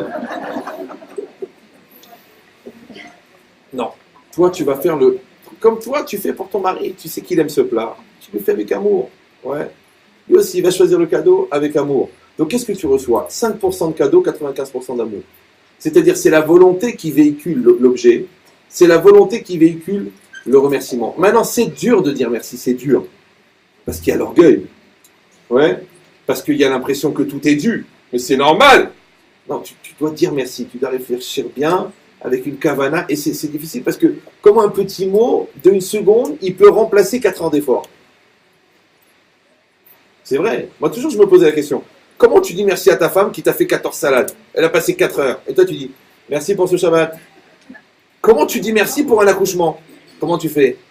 Merci. Pendant 9 mois, comment tu vas faire? Alors quelqu'un, il dit, bah écoutez, puisque c'est impossible de dire merci, alors on ne dit pas merci. Moi, une fois, j'avais été voir mon rab, je lui avais dit, comment je vais vous dire merci? Je l'ai vu qu'il enseignait tous les jours, j'ai vu qu'il était malade, qu'il avait le dos bloqué, j'ai vu qu'il avait... il venait quand même, il venait. Comment on va dire merci à quelqu'un qui t'a donné sa vie? Oui. Il m'a dit, tu n'as pas besoin de dire merci. Si, on voit que tu vas en fonction des enseignements qu'on t'a donnés. Si les parents, ils voient que leurs enfants, ils vont dans le bon chemin, ils n'ont pas besoin de dire remerciements. Ils n'ont pas besoin de leurs cadeaux et de leurs trucs. S'ils voient que c'est des voyous, que c'est des tordus, c'est des malades, et qu'ils viennent dire, tiens papa, tiens, voilà 10 000, voilà 20 000, tu sais que c'est de l'argent volé. Qu'est-ce que tu vas faire avec cet argent? Tu mon fils, garde ton argent et fais tchouva. Ça me suffira. C'est-à-dire que quand tu vois que tu as investi et que le résultat, il existe, alors c'est ça le remerciement. Le remerciement, c'est avoir des bons enfants. Si tu vois que ta femme, elle est épanouie, c'est le meilleur remerciement. Si tu vois que ton mari, il est épanoui, c'est le meilleur remerciement. Après, les merci, il va dire. C'est ça le remerciement. Par contre, le contraire, c'est quelqu'un, il n'est pas content, c'est quelqu'un, il n'est pas heureux. J'ai lu hier dans un livre un truc incroyable. Il y a 2 scientifiques, ils ont découvert que quand quelqu'un, il sourit, un truc bizarre, le fait de sourire, ça provoque une réaction chimique qui entraîne que psychologiquement, la personne se sent bien. C'est incroyable, non? Chimique. C'est que les gens, ils prennent des antidépresseurs parce qu'ils font la tronche. Ils prennent des vitamines parce qu'ils font la tronche. D'ailleurs, il ne connaît qu'une recette de gâteau, c'est le cake. Et elle le sert que en tranche. Tranche de cake. Il y a quand même... l'onde de compréhension a eu du mal à aller jusqu'au bout de la salle. Hein. Je sens que vous fatiguez. Mais c'est quoi l'idée? Détendez-vous. Donc c'est quoi l'idée? C'est que quand moi je fais le vrai chesed, et l'autre il fait le vrai akaratatov, ça se construit. Maintenant après qu'est-ce qu'on fait? On fait évoluer le chesed. D'accord? Qu'est-ce qui lui fait plaisir? Qu'est-ce qui lui fait plaisir? Comment on va arranger les choses? Comment on va préparer? Comment on va faire la surprise? Il ne faut pas avoir peur. Moi je vois, envoie des textos, fais un truc sympathique, écris un petit poème, amène une fleur, fais quelque chose. Non, attends, c'est pas possible. Les enfants, ils travaillent, ceci, Alors du coup, on se retrouve les deux à travailler dans une prison. Bonjour, la cellule 21 a été faite, oui. Est-ce que le condamné numéro 3 est arrivé? Oui, il est là. Assis-toi. Pourquoi t'as rien fait en classe? On gère une prison, c'est une prison avec des cellules, des prisonniers. C'est plus un mariage, c'est une arme. D'accord. D'ailleurs, à la Choupa, la chanson, c'était les portes du... vont bientôt se refermer. Mais non, c'est pas normal. Que toi, tu t'es marié, tu rentres chez toi, mais c'est le bonheur qui t'attend. Et c'est la Simchat Chaim, c'est ça la force, c'est ça la joie, c'est ça qui va te nourrir. Où tu vas trouver les forces pour rentrer au travail, pour rentrer à la yeshiva, pour aller au kollel, pour aller te battre avec les clients, avec tes professeurs, avec tes directeurs. Pourquoi? Parce que tu prends des forces. Non, c'est là-bas que tu prends l'arme. Ils sont fous les gens, ils s'organisent. Au lieu de créer des camps de l'amour, ils créent des camps de l'amour. Avec des barbelés, avec des nazis, avec des angoisses, avec des bergers allemands. Ouais. Mais pourquoi? Pourquoi? C'est ta maison, c'est ta famille, tu crois qu'on va vivre éternellement? Les gens, ils ne se comprennent pas pendant 15 ans, après ils se font la gueule pendant 15 ans, ça fait 30 ans. Après, chacun, il t'explique. Oui, mais vous ne savez pas ce qui s'est passé. Moi, il commence à me dire les anecdotes. Et écoutez, vous n'allez pas me raconter 30 ans. Mais je peux vous dire une chose, en scannant les quelques éléments que vous m'avez donnés, je vais vous dire le secret, c'est quoi? Ça s'appelle, écoutez bien ce que je vais vous dire, parce qu'il y en a beaucoup qui vont se reconnaître là-dedans, ça s'appelle la série des rendez-vous manqués. Quand un il fait un effort, l'autre il ne fait pas l'effort. Quand l'autre il veut se rattraper, l'autre il dit c'est trop tard. Quand l'autre il dit bon allez je regrette, l'autre il dit il faut que tu payes. Alors on se croise. Ouais. Mais combien des années qui passent, combien des années? Heureusement qu'il y a eu le dépôt de bilan, ça nous a rapprochés. Heureusement que le petit il a redoublé, on s'est battu ensemble. Heureusement que tu es tombé malade, je t'ai soutenu. Sinon, on serait croisés. Et la vie elle passe. Les gens ils disent, enfin je le rabat comme ça, ça fait quand même 20 ans, ça fait quand même 30 ans. Non, c'est pas la vie commune ça. C'est la vie l'un à côté de l'autre. Les gens ils confondent cohabiter et coexister. C'est que d'après la loi, il est interdit de faire des enfants avec un colocataire. Maintenant, puisque c'est déjà, on est condamné, on est dans la même cellule. Alors viens, on fait du shalom bayit. Viens, on apprend à se connaître, viens, on apprend à s'aimer, viens, on apprend à communiquer. Viens, on fait parce qu'on est déjà là, parce qu'on est déjà dedans. C'est comme si quelqu'un il n'a rien fait en cours de maths. Alors le prof il a dit 2 heures de colle. Qu'est-ce qu'il va faire pendant les heures de colle? Ben fait des maths. Non, il fait rien. Du coup, la fois d'après, il ne connaît pas le cours. Alors il fait rien, le prof s'énerve, il dit encore 2 heures, il retourne en colle, encore 2 heures, il fait des mots croisés. Mais t'es mal ou quoi? Maintenant, t'as pas pris 2 heures de colle, après t'as pris 28 ans de colle. Alors profite, construis, assieds-toi, discute. On n'arrive pas à parler. Eh ben, ça sera le premier sujet de conversation. Comment ça se fait qu'on n'arrive pas à parler? Elle dit, on n'arrive pas au bout de la discussion. Comment ça se fait qu'on n'arrive pas? Pourquoi ça dérive tout le temps? Pourquoi on mélange tout? Pourquoi tu me parles de ta mère en plein milieu? Pourquoi? Pourquoi tu t'énerves? Pourquoi je te comprends pas? Pourquoi on parle pas la même langue? Comment ça se fait? C'est pas normal. On est des gens normaux. Toi, tu t'entends avec le monde entier. Moi, je m'entends avec le monde entier. Et nous deux, on s'entend pas. Les gens disent, ouais, mais c'est un caractère, c'est un cas d'école, vous ne la connaissez pas, vous ne le connaissez pas, c'est un psychopathe, c'est un fou, Non, c'est parce qu'avec tout le monde, il n'y a pas une mitzvah de s'entendre. Mais avec ton mari, il y a une mitzvah. Et comme il y a une mitzvah, il y a un yetzera. Donc les gens les plus sociables du monde, ils deviennent associables ensemble. Dites aux gens, asseyez-vous, voilà parler. Voilà, elle est là. Eh ben, ouais. De toute façon... N'avez même pas ouvert la bouche. De toute façon, je sais où tu vas en venir. Mais une fois, j'ai attrapé les deux comme ça. Un, je lui ai mis du sparadrap sur la bouche. L'autre, je lui ai dit, parle. Je parle. Il s'est mis à pleurer. Je dis, pourquoi tu pleures? Parce que c'est la première fois en 8 ans que j'arrive à finir une phrase. Morgone. Bon, ce sont des cas très rares. Mais pas tant que ça. Donc, c'est quoi l'idée? Des fois, c'est le contraire. Ouais. C'est la femme qui n'arrive pas à parler. Et c'est quoi l'idée? Ça veut dire que tu vois, maintenant, dans le chesed, il va y avoir d'apprendre à parler. Il va y avoir d'apprendre à écouter. Il va y avoir de donner du lekaf zechut. Vas-y, laisse du crédit. Peut-être que oui, peut-être que non, peut-être que tu as compris, peut-être que tu n'as pas compris. Laisse à l'autre le temps de s'expliquer. Laisse à l'autre le temps de donner l'explication. Pourquoi tu t'énerves? Attends, je vais t'expliquer. Même les tours de contrôle. C'est comment la tour de contrôle? Allô, ici Tango Charlie 777 au départ de Tel Aviv. J'arrive sur Orly. Me recevez-vous? Il dit oui, nous vous recevons 5 sur 5. Je confirme 5 sur 5. La piste d'atterrissage, la 17, 5 sur 5. Je confirme 5 sur 5. Dis-moi, ils sont débiles ou quoi? L'autre, il voit pas qu'il est en train de lui parler. Il confirme. Pourquoi? Parce que si il a dit 16, en vérité c'est 13, et qu'il se pose sur la 13 alors que c'est la 16, et qu'il y a un autre 747 juste en face, il va y avoir des morts. Alors c'est pareil, quand toi tu parles, ta femme c'est la tour de contrôle. Ouais. Quand toi tu parles, ton mari c'est la tour de contrôle. Alors il faut confirmer qu'on est certain qu'on s'est bien compris. C'est comme si on disait, écoute chérie, on va s'engueuler, mais d'abord, je voudrais qu'on s'engueule sur la même chose d'abord. Parce que les gens ils s'engueulent, et après au bout d'une heure et demie, ah c'est ça que tu voulais dire, eh ben fallait le dire. Moi je le vois, ils viennent pour des lourdeurs. Ah je dis mais madame, c'était quoi? Attends, je m'écoute pas. Voilà, ce que ta femme elle veut dire c'est ça. Ah ben c'est évident. Et toi? Ben, c'est évident, mais moi je suis tout à fait d'accord, mais c'était pas la peine de déranger le rabbin. Pourquoi il y a le malentendu? Yetzirah. Pourquoi on se comprend pas? Yetzirah. Non, Yetzirah, c'est pas Yetzirah. Yetzirah, c'est l'entêtement, c'est la bêtise, c'est l'orgueil, c'est la lourdeur. Ouais. C'est la méchanceté, c'est la gratuité, c'est la paresse. La paresse. Donc tout ça, c'est quoi? C'est les bases dont on a besoin. Donc maintenant, si on fait des efforts, et si on est refif, et si on est positif, et si on cherche des solutions, comment on va avoir des problèmes puisqu'on est en train de chercher des solutions? Par contre, les gens, qu'est-ce qu'ils font? Ils sont passifs. Ils disent, bon, c'est comme ça. Ils sont passifs.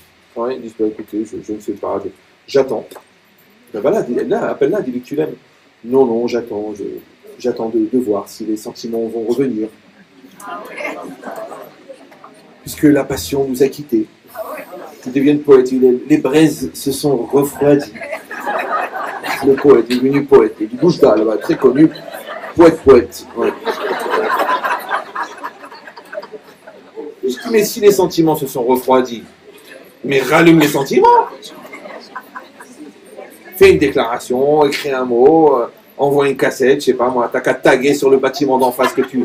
Je t'adore, frère. Ça va te coûter très cher, un ravalement complet, mais au moins, elle est convaincue de tes sentiments. Et l'autre côté, ça sera marqué, moi aussi, Mahlouf. D'accord? Voilà, Mahlouf et frère, une longue histoire d'amour. Ça passera pas à la télé, mais bon, peut-être en Algérie. Mais c'est quoi l'idée, ouais? C'est que simplement, les gens, ils se sont donné les moyens. Alors je sais, encore une fois, que ça a l'air d'être rigolo. Ouais, il vaut mieux rire que pleurer. Mais si vous réfléchissez en fin de compte, c'est quoi? C'est des petites choses. C'est des petites choses. Et vous savez que les petites choses, c'est la différence entre les grandes choses et les petites choses, c'est les petites choses. Moi, je donne toujours l'exemple. J'ai invité des copains chez moi à la maison à manger. Alors ils venaient. Maintenant, on se lève le matin. Maintenant, ma mère, qu'Hachem la garde en bonne santé, les générations de l'Omar. Vous savez comment on gratte les doigts. Alors, qu'est-ce qu'elle fait? Elle te fait des œufs. C'est un truc bizarre. Des œufs, maintenant, des œufs dans l'eau.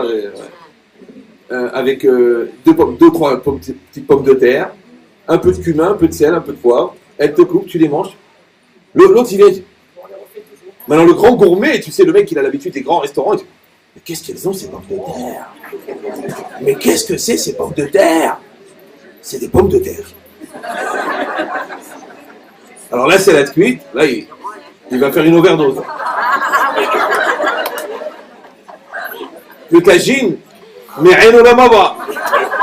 La dafina, c'est la 8e dimension. Là, il arrête l'extasie. Là, il a dit que la dafina, ça suffit. Ouais. Pourquoi? Parce qu'il dit, mais qu'est-ce qu'il y a? Il y a un goût. Tu sais ce qu'il y a dedans? Il y a l'amour. Il y a la hnilout. Il y a la shrina. Donc, en fin de compte, toute ta vie, ça va être ça. Qu'est-ce que tu vas mettre dedans? Ouais. Alors, c'est pareil. C'est votre maison. C'est votre mari. C'est le père de vos enfants. Des fois, c'est le grand-père de vos petits-enfants. Des fois, c'est l'arrière-grand-père de vos arrière-petits-enfants. Alors c'est jamais trop tard. On peut s'asseoir. On peut dire, écoute, chérie, c'est mon amour. C'est ma vie. C'est mon sang. Ouais. Viens, on trouve des solutions. On pose des choses. On avance. Voyez, Michel Neff, il est vieux. On va trouver des solutions. Pourquoi? Je vous dis la preuve. Une fois, j'en avais deux comme ça. 7 ans de mariage, 7 ans de malheur. Ouah, de la Shemitah, ils ont fait. Ouais. Ils m'ont dit, c'est terminé, ça n'est pas possible, c'est pas possible. Elle est américaine et lui marocain, pour vous dire que la distance. J'étais à marocain. Alors, pourquoi j'ai dit ça? Ah oui. Alors je lui ai dit, merci. J'ai dit, écoutez monsieur, maintenant vous pouvez plus, non je veux divorcer, j'en peux plus, je vais la quitter, qu'elle s'en aille, qu'elle crève, qu'elle meure. J'ai dit, écoutez monsieur, j'ai fait sortir sa femme, je dis écoutez monsieur, imaginez que maintenant, Chas v'Shalom, votre femme, elle est atteinte d'une maladie cardiaque très grave et qu'elle va mourir dans la semaine. Chez Mishmor, c'est les nous, il y a un seul cœur qui est compatible sur toute la terre, c'est le vôtre. Vous êtes prêts à donner votre cœur ou non? Écoutez-moi bien, maintenant ils sont la veille du guet, hein. Il se met à pleurer, il me dit oui. J'ai fait la même chose avec la femme. Elle me dit pareil, hein. Maintenant je vous dis, les nerfs, les cris, la police, les faux témoignages, un divorce, la méadrine, pas comme ça. Quelque chose, glace cachère, vraiment au niveau de pourriture. Ouais. Alors je les attrape les deux, je leur dis, je comprends pas, vous êtes prêts à mourir l'un pour l'autre, vous n'êtes pas prêts à vivre ensemble. Si quelqu'un va dire, mais ça n'a rien à voir, bon, là il s'agit d'une maladie mortelle, là c'est la vie et la mort, mais t'as pas compris que pour vivre, il faut être prêt à mourir. C'est ça la vie c'est la mort. Parce que pour vivre, il faut tuer. Tu tues ton Yetzirara, tu tues tes nerfs, tu tues tes ambitions, tu tues ton amour propre, tu tues ta rancune. Il va falloir en tuer des gens pour être quelqu'un de bien. Regarde cette mitzvah qui est accessible à n'importe quel niveau de religion, que quand tu sens que tu dois dire une chose qui ne sert à rien, applique cette mitzvah, ferme-la. Mais tais-toi. Ouais, j'ai pas le droit de parler, j'ai pas le droit. Mais ça va te coûter trop cher. Quand les mots ils vont sortir de ta bouche, va les regretter, va dire ça m'a échappé, va dire c'est à cause de toi. Mais si tu ne les avais pas dit, vous savez, on ne regrette jamais les mots qu'on n'a pas dit. Hein. Par contre, les mots qu'on a dit, on les regrette. Alors fais cette mise-là. Tu vois qu'il est énervé. Après, quand il va se calmer, il dit Albert, c'est pas une façon de parler. Ah, mais ma chérie, mon cœur, ma vie, je m'excuse, ça m'a échappé. Non, la prochaine fois, il n'y a pas de ça m'a échappé. La prochaine fois, c'est une balle dans la tête, direct. Non, j'exagère, c'est un couple d'agents secrets. Donc c'est quoi? C'est que la personne, elle va réfléchir. Ouais, mais elle sait quand est-ce qu'il faut parler, quand est-ce qu'il faut se taire. Chochmat Haim, ouais. Lui aussi, il sent qu'elle est fatiguée. Il sent qu'elle vient d'accoucher. Il ne va pas commencer à lui faire une remise en cause. Il faut que tu changes ton caractère. Il faut que tu arrêtes de parler à ta mère. Elle vient d'accoucher. Il sait quand est-ce qu'il faut parler, quand est-ce qu'il faut se taire. Et je vais vous dire mieux encore. Et ça, c'est plus vicieux. En vérité, tu as épousé quelqu'un d'extraordinaire. Tu sais que nos conjoints sont des gens extraordinaires. Vous savez ou non? Oui, non, oui. Donc, qu'est-ce que vous faites là? Alors, donc... Je rigole. Alors, on verra les cas personnels après. Alors, bon. Maintenant, comme les gens qu'on épouse sont des gens extraordinaires, alors je vous donne un secret. Je dis au Hatan Kala, maintenant, quand je vais à la Choupa, je dis ça. Mais je vous le dis à vous, même si vous avez quelques années de bouteille, n'essayez pas de changer l'autre. N'essayez pas. N'essayez pas de le rendre comme vous voulez. N'essayez pas de lui faire sa thérapie. N'essayez pas de le soigner. Changez-vous. Maintenant, c'est vrai que l'autre aussi doit faire la même chose. C'est que si on se met d'accord, et vraiment dans la confiance mutuelle, de dire, écoute chérie, moi je vais travailler sur moi. Je vais voir avec les rabbinim, je vais voir avec le moussard, je vais voir avec mon thérapeute, je vais me débrouiller, mais je vais travailler sur moi. Je vais réfléchir au chesed, je vais réfléchir à la communication, je vais réfléchir à la douceur, je vais réfléchir à la karatatov, je vais travailler mon orgueil, ma bêtise. S'il travaille, laisse-le tranquille. Si elle aussi elle travaille, ils n'ont pas besoin. Si elle ne cherche pas à éduquer l'autre. Ouais, ça je donne toujours cet exemple. C'est qu'à Pessah, si vous rentrez chez un juif et vous trouvez du hametz sur sa table, il a une belle baguette. Vous ne transgressez pas Pessah. Pourquoi? C'est pas votre hametz. Ça va ou non? C'est pas votre hametz, ça va ou non? Donc il faut arrêter de chercher le hametz des autres. Tu cherches ton hametz à toi. Maintenant, quand moi je cherche mon hametz à moi, et que toi tu cherches ton hametz à toi, c'est-à-dire que mes problèmes personnels, je vais les gérer, tes problèmes personnels, tu vas les gérer, et après, avec ce qui va nous rester comme énergie positive, on va s'occuper de notre couple. Et notre couple, c'est qui? C'est moi sans mes problèmes personnels, et toi sans tes problèmes personnels. C'est comme si une troisième personne. Pour ça, j'ai dit toujours aux gens, Voilà, vous êtes mariés. Vous avez combien d'enfants? Ils me disent 3. Je dis non, 4. Regarde sa femme comme ça. Ouais.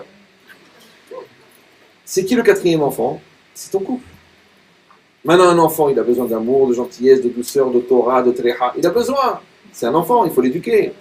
Et bien, ton couple aussi, il a besoin. Alors, à ton couple, tu dois donner l'amour, la gentillesse, la douceur. Donc, le couple, c'est comme un quatrième enfant. Ça va? Oui? Non? D'accord. Maintenant, est-ce qu'on se querelle devant les enfants? Alors, on ne peut pas se quereller devant le couple. Alors, les gens disent, mais attendez, mais c'est nous le couple. On ne peut pas se quereller devant le couple. Ça devient de la schizophrénie, là. On ne va pas se quereller devant le couple, mais c'est nous le couple. Alors, je te dis encore une fois, si chacun s'occupe de son problème personnel, si chacun travaille ses midotes, si chacun fait son moussard, vous verrez qu'ils auront très très peu de problèmes de couple. Mais qu'est-ce qu'ils font les trois quarts des gens? Ils transfèrent les problèmes personnels. Je ne sais pas si vous me suivez. Celui-là, il n'a pas confiance en lui, il dit à sa femme qu'elle est nulle. Celle-là, il n'a pas coupé son cordon ombilical. À 38 ans, elle achète encore la même jupe que sa mère. Ouais. Donc en vérité, elle dit à son mari, tu parles trop à tes parents, tu les vois trop. Pourquoi tu parles à ta mère tous les jours? Mais il est bien avec sa mère, qu'est-ce que ça veut te faire, toi? Ouais, mais il appelle quand t'es pas là. Ouais, mais ça veut dire quoi? Est-ce qu'il a besoin? Est-ce qu'il a besoin? Parce que toi, tu n'arrives pas à parler avec ta mère. Parce que toi, tu as renoncé à ta famille. Parce que tu crois que tu as existé en rejetant ton passé. Alors lui, il doit être mal avec ses parents. Mais toi, va faire une thérapie. Alors toi, tu dois être capable de voir, ça c'est un problème personnel, c'est pas un problème de couple. Et si chacun s'occupe de ses problèmes personnels, il n'y a plus de problème de couple. Parce que moi, j'ai 99% des problèmes de couple, ce sont des problèmes personnels qui dégénèrent en problèmes de couple. On me suit ou non? C'est que la fuite du gars au quatrième, elle a coulé, elle a détruit le plafond du troisième, elle a détruit le parquet du deuxième et le plafond du premier, et elle arrive au rez-de-chaussée. Et toi, tu t'énerves avec le type au-dessus. Mais va voir le gars tout en haut qui a une fuite dans sa salle de bain. Là, c'est exactement pareil. Ça dégénère, parce qu'on ne va pas à la source. Maintenant, quand la source, elle est chez moi, je m'en occupe. Je suis nerveux, je m'occupe de ma nervosité. Je suis radin, je m'occupe de ma radinerie. Je ne suis pas ordonné. Ouais, genre on dit, allez, dimanche matin, on fait une sortie. Et moi, qu'est-ce que je fais? J'attaque le ménage. Après, je lance les lessives, il est 3h15. Je dis, allez, on fait le repas de midi, il est 6h30. Après, je dis, ouais, c'est de votre faute, les enfants, ils sont en train de s'y laver dans la voiture, mais ça fait 6h30 qu'on t'attend.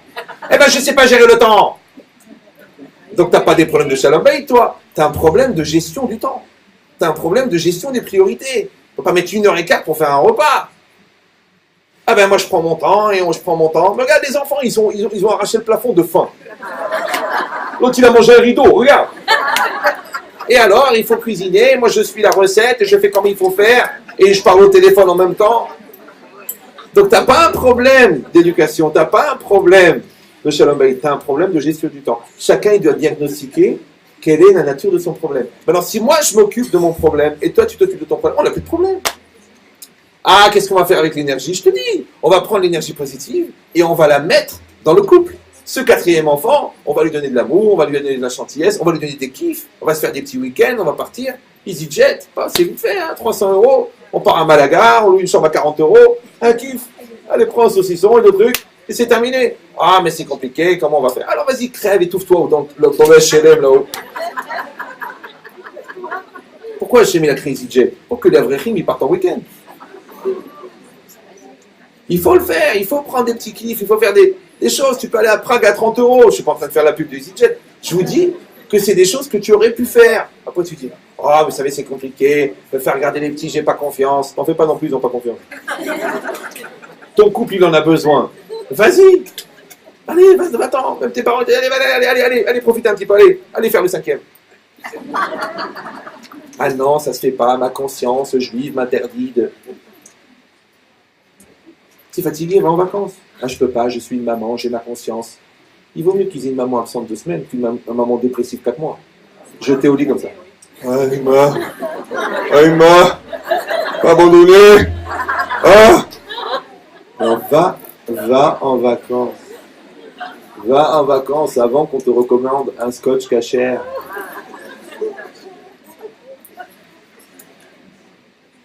Et enfin, dernier élément, puisqu'on a vu les 4, donc c'est le 5e, c'est que vous prenez un sujet. Là, c'est carrément de la méthodologie, hein, d'accord?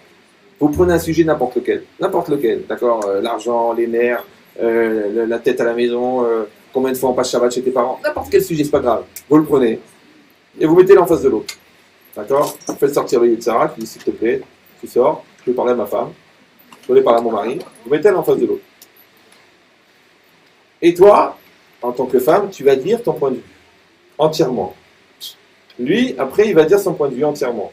D'accord? Donc on va parler l'un en face de l'autre, et sur le sujet, il faut mettre la prise, sur le sujet qui nous préoccupe, on va dire chacun son point de vue. Après que chacun a dit son point de vue, ouais, qu'est-ce qu'on va faire? On va trouver le tronc commun, parce qu'on n'est pas exactement d'accord, sinon on ne serait pas en train de se prendre la tête. Donc toi, tu as dit ton point de vue, moi j'ai dit mon point de vue, et on va trouver le tronc commun. On n'est pas d'accord sur tout, mais ça on est d'accord. Ouais.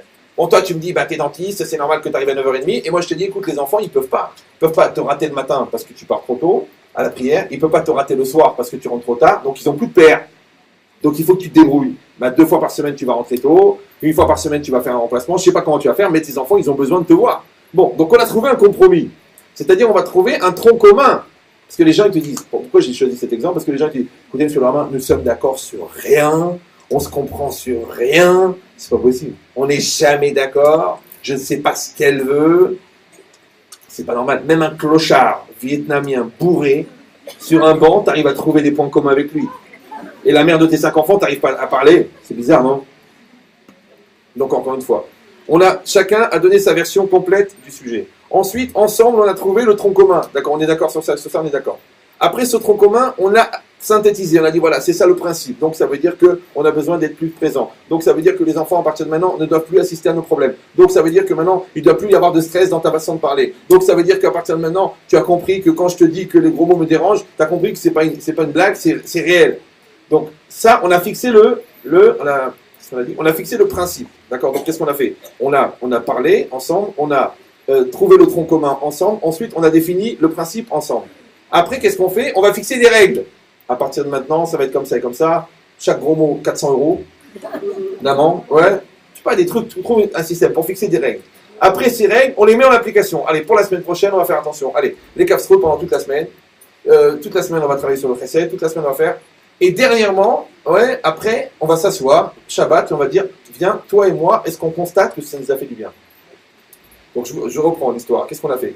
Ensemble, on a dit le point de vue chacun. Ensemble, on a trouvé le tronc commun. Ensemble, on a défini le principe. Ensemble, on a fixé les règles. Ensemble, on l'a appliqué. Ensemble, on l'a constaté que ça nous a fait du bien. Maintenant, je vous dis la vérité. Il y a des gens, ils n'arrivent même pas à dire leur point de vue. De toute façon, tu m'as saoulé, tu me prends la tête, je crois que j'ai que ça à faire, parler 3 heures. Après, il y a des gens qui disent le point de vue, mais ils n'arrivent pas à trouver le point commun. Bah, du coup, de toute façon, on n'est pas d'accord. Eh ben, c'est ton opinion. Eh ben, j'ai pas la même opinion. Eh ben, voilà. Eh ben, là. Tu te demandes comment les enfants ils sont nés, par Wi-Fi ou j'en sais rien. Ouais. Donc, il y en a qui ne trouvent pas le tronc commun. Il y en a qui trouvent le tronc commun, mais ils n'arrivent pas à synthétiser. Donc, c'est quoi l'idée? Ben, j'en sais rien, mais j'ai pas envie de réfléchir, et puis ça me saoule. Et puis... Il y en a qui trouvent le principe, mais qui n'arrivent pas à fixer des règles. Il y en a qui arrivent à fixer des règles, mais qui n'arrivent pas à les mettre en application. Et il y en a qui arrivent à les mettre en application, mais ils ont de la gava, ils n'arrivent pas à reconnaître que ça leur a fait du bien. Ça s'appelle en français un protocole de thérapie. Vous ne le trouvez dans aucun livre, c'est moi qui l'ai mis au point. D'accord. Donc, c'est quoi l'idée? Et maintenant, c'est quoi le principal de tout ça? Écoutez bien, c'est qu'on l'a fait ensemble. Écoutez bien, ensemble on a parlé, ensemble on a tiré le tronc commun, ensemble. Donc la finalité c'est quoi? C'est pas qu'on a réglé maintenant un problème de discussion, un problème de la famille, un problème de l'argent. Ce qui compte, c'est qu'on a fait un exercice de solidarisation. Vous me suivez ou non? Parce que c'est pas les idées qui est important, c'est le niveau de solidarité. Or, comment il se définit un couple? Vous croyez qu'un couple il se définit parce qu'on habite dans la même maison, parce qu'on a des enfants en commun, parce qu'on a un compte monsieur, madame, parce qu'on dort dans le même lit? Ça ne veut rien dire ça. Tout ça, encore une fois, c'est divisible. Donc la seule chose qui permet de mesurer l'intensité d'un couple, comme on veut mesurer l'âge de la matière, c'est quoi? C'est avec le carbone 14. Et comment on mesure un couple? Avec la solidarité. Si on est solidaire, solidaire ça vient de solide, ça vient de sol. Si on est solidaire, ça veut dire qu'on est marié. Si on n'est pas solidaire, pourquoi? Parce qu'on n'a pas créé cette solidarité. C'est-à-dire pourquoi il y a des accouchements, pourquoi la femme elle a besoin du mari, pourquoi le mari a besoin de la femme, pourquoi elle fait à manger, pourquoi il doit gagner de l'argent, pourquoi il y a du chesed, pourquoi il y a de la karatatov, pourquoi il y a de la communication, pourquoi tout ça, pourquoi? C'est pour créer la solidarité. Or c'est quoi la solidarité? C'est d'être ensemble. Maintenant qu'est-ce qu'elle dit la Torah? La Torah elle dit qu'au départ Akadosh Baruch Hu, il avait créé Adam et Chava collés l'un à l'autre. D'où Partsoufim. Vous savez, ils étaient comme des siamois collés l'un à l'autre. Et Hachem, qu'est-ce qu'il a fait? Il a fait un effort Une séparation, il les a séparés, il les a mis zé keneged zé, l'un en face de l'autre. Alors il dit le Ramban, il dit mais je comprends pas, à quoi ça servait de les séparer, ouais, à quoi ça servait de les mettre ensemble pour ensuite les séparer? Il a dit parce que des gens qui étaient initialement ensemble, toute leur vie, ils vont chercher à être ensemble. Pourquoi on étudie la Torah dans le ventre de sa mère? Parce qu'on oublie tout. Parce que c'est pas la même chose de réapprendre une chose que tu as déjà appris. Ouais. C'est le goût de ta mère. Tu vas remanger, se manger. Ouais. Donc c'est exactement pareil. Le couple, il a une finalité d'être ensemble. Mais il est initialement séparé. Si on utilise les différences et qu'on crée des ponts pour faire cette fusion, alors on va comprendre que communication, ça vient de communiquer. Communiquer, ça vient de commun. Et commun, c'est comme un. Ahava, c'est Ehad. Oui. Et c'est Chesed et Akaratatov. C'est-à-dire que tout est basé sur le Ichud, sur l'unité. Maintenant, si on pose ces bases-là, c'est-à-dire qu'on met ces bases de profondeur et de sincérité, et de Torah, et de Shekhinah, et de prière, donc automatiquement, maintenant, on a mis, en fait, qu'est-ce qu'on a fait? On a fait la communion des bonnes volontés. Or, on a dit que la volonté vient de la Neshama. Et la Neshama, c'est Dieu. Donc, je vous donne un secret. Quand les deux Neshamot se rejoignent, quand les deux volontés se rejoignent, c'est ça la Shekhinah. C'est ça la présence divine. C'est pas qu'il y a l'homme et la femme et Dieu. Non, Dieu il est en l'homme. Dieu il est en la femme. Maintenant, quand l'homme il dépasse son amour propre et la femme elle dépasse son amour propre, pour créer un amour commun, la communion des deux volontés, c'est la communion des deux Neshamot, et c'est ça la Shekhinah. C'est que la Shekhinah, c'est le lien entre l'homme et la femme. Maintenant, si Chas Veshalom, il n'y a pas la Shekhinah, je vous ai dit tout à l'heure, hein, tu peux avoir la belle maison, la santé, l'argent. Quand il n'y a pas la Shekhinah, qu'est-ce que tu vas faire avec le reste? Quand il manque l'essentiel, qu'est-ce que tu vas faire avec le superficiel?